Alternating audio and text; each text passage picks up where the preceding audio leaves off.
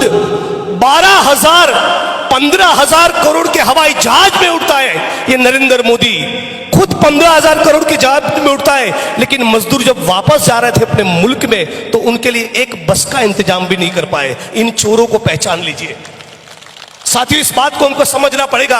आज ये कह रहे हैं मेरी बहनों और माताओं को कि 450 रुपए में गैस का सिलेंडर देंगे। अरे बगल में गुजरात में आपकी सरकारें दीजिए ना, कल सुबह से देना चालू करो ना, तुमको कौन रोक रहा है?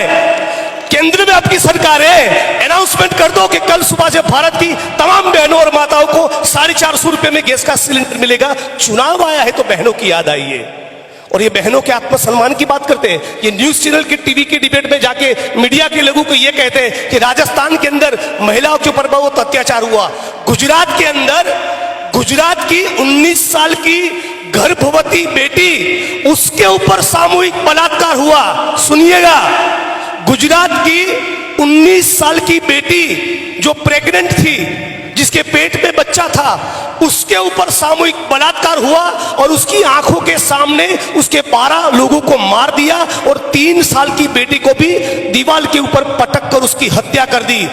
इस बेटी के ऊपर बलात्कार करने वाले आरएसएस और भाजपा के तमाम लोगों को मोदी और भाजपा की सरकार ने जेल से छोड़ा, उनके स्वागत सम्मान का कार्यक्रम रखा, उनके लिए ढोल नगाड़े बजाए, अबील गुलाल उड़ाए और उनको मिठाई और लड्डू खिलाए। ये किस मुंह से महिला सम्मान की बात करते हैं? मणिपुर के ऊपर, मणिपुर और मिजोरम जहां पर चुनाव है, क्यों अमित शाह नहीं जा रहे? वहां 56 इंच का सीना क्यों नहीं जा रहा है? वहां मोदी साहब को जाना चाहिए ना। लेकिन मणिपुर में जब हमारी बहनों को नग्न कर पे सड़क पे घुमाया गया तब मोदी साहब एक शब्द नहीं बोले। जब बिल्किस बानो के बलात्कारियों को गुजरात की भाजपा सरकार ने छोड़ दिया तब मोदी साहब एक शब्द भी नहीं बोले। कुश्ती करने वाली हमारी बहनें बलात्कार की शिकायत लेकर महीनों तक दिल्ली की सड़कों पर बैठी रहे, तब मोदी साहब कुछ नहीं बोले। और इसलिए कहना चाहता हूं, आपका कोई अधिकार नहीं बनता कि महिलाओं की बात करें। भारत माता की जय का नारा लगाते हैं और बलात्कार करने वाले लोगों के समर्थन में रैलियां निकालते हैं। शर्म से डूब बनना चाहिए भाजपा वालों। और भारत माता से अतुल भाई की एक बात मुझे याद आ रही है, जब देश में स्वतंत्रता का आंदोलन चल रहा था, ज्योतिबा फुले, रामास्वामी पेरियार, डॉक्टर बाबा साहब अंबेडकर, शहीद आजम भगत सिंह, सुखदेव, राजगुरु, अशफाकुल्ला खान, राम प्रसाद बिस्मिल, चंद्रशेखर आजाद, सुभाष चंद्र बोस, ये तमाम लोग, गांधी, सरदार पटेल, मौलाना आजाद, सभी जाति और धर्म के लोग जब स्वतंत्रता के आंदोलन में हिस्सा ले रहे थे, अपने बलिदान देने को तैयार थे, 23 साल की छोटी सी उम्र में भगत सिंह फांसी के तख्ते पर चढ़ गए, तब ये आरएसएस और भाजपा के लोग क्या कर रहे थे? अंग्रेजों की चापलूसी कर रहे थे, अंग्रेजों की मुखबिरी कर रहे थे। भगत सिंह, गांधी, सरदार पटेल और सुभाष चंद्र बोस के साथ गद्दारी कर रहे थे, उनकी खबर अंग्रेजों को पहुंचा रहे थे। हमारे मुल्क के लोग, हमारे ये सारे नेता, कांग्रेस पार्टी के सिपाही छाती पर गोली खाने की तैयारी के साथ वंदे मातरम और भारत माता का जयकारा करते थे, तब ये दलाल और गद्दार आरएसएस के लोग, भाजपा के लोग क्या कर रहे थे? तब वो अंग्रेजों का पेंशन खा रहे थे, पेंशन। हम जब लोग गोली खाने को तैयार थे तब ये लोग पेंशन खा रहे थे। और ये लोग सड़क पर निकलकर हम लोगों को सिखाए कि राष्ट्रवाद क्या होता है।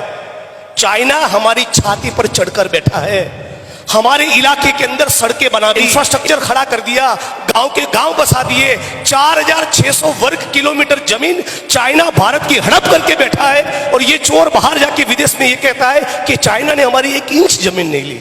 बड़े निकम्मे हो यार। तो साथियों, इनकी राजनीति को समझना होगा।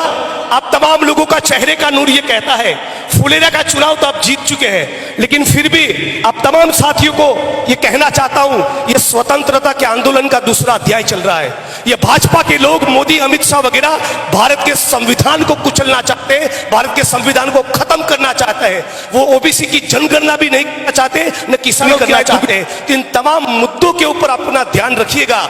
मोदी साहब आएंगे, झूठ बोलेंगे, मंदिर मस्जिद की बात करेंगे, बहकाने की कोशिश करेंगे, लेकिन आपको उस विद्याधर चौधरी को याद करना है जो अपनी सड़क पर उतरता था और कहता था कि हर कीमत पर यहां जिला बनना चाहिए, जो आपकी जिले की लड़ाई लड़े हैं, जो सभी जाति धर्म के लोगों को साथ लगकर चले। उस विद्याधर चौधरी साहब को भारी मतों से जिताए। इन्हीं शब्दों के साथ मेरी वाणी को विराम देता हूं।